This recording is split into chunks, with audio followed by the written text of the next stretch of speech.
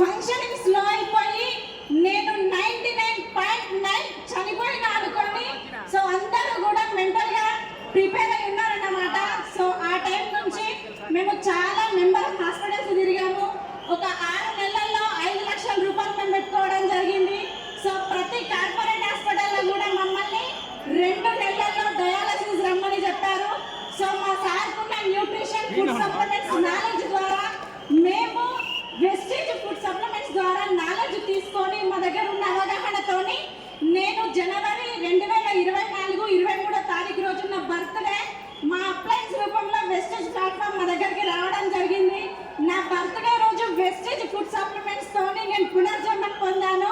Before Vestige నేను హాస్పిటల్లో 40 రకాల టాబ్లెట్స్ నేను వేసుకునేదండి.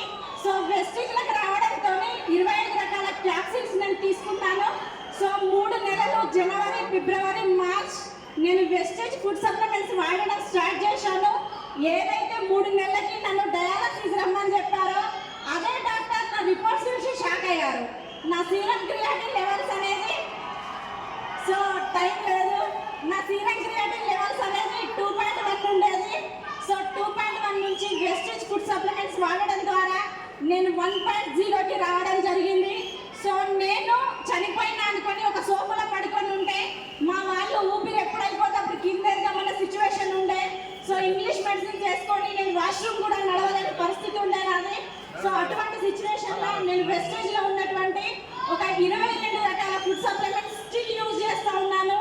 సో ఏదైతే 40 రకాల మెడిసిన్ నేను వేసుకునేదో కంప్లీట్ అవన్నీ నేను బంద్ చేయడం జరిగింది because of wastage food supplements ద్వారా. సో ఇంకొకటండి, తర్వాత వచ్చేసి నాకు ఏదైతే ప్రాబ్లం వచ్చినప్పుడు 120 బీపీ టాబ్లెట్ ఎంజీ నాకు ఇవ్వడం జరిగింది. నేను వెస్టేజ్లో ఉన్నటువంటి ప్రోగ్రామ్ వాడడం ద్వారా ప్రజెంట్ నేను 10 mg బీపీ టాబ్లెట్ వాడగలుగుతా ఉన్నా. దట్ ఈస్ వెస్టేజ్ అని నేను చెప్తా ఉన్నా. సో దీని ద్వారా నేను ఆరోగ్యం కోసం వచ్చి ఆదాయం తీసుకోవడం జరిగింది. మేము వచ్చేసి 1 ఇయర్లో బ్రాండ్ న్యూ యూనివర్సల్ గ్రౌండ్ డైరెక్టర్గా మీ ముందు నిల్చొని ఉన్నా.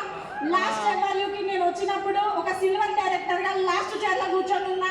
నేను ఆ రోజు డ్రీమ్ చేసిన చనిపోయే స్టేజ్ నుంచి నేను బ్రతికి వచ్చినాను. నేను ఏదైతే ఊపిరి పోసుకోగలిగానో 1000 మందికి నాలాంటి కిడ్నీ డిసీజ్తో బాధపడే వాళ్ళకి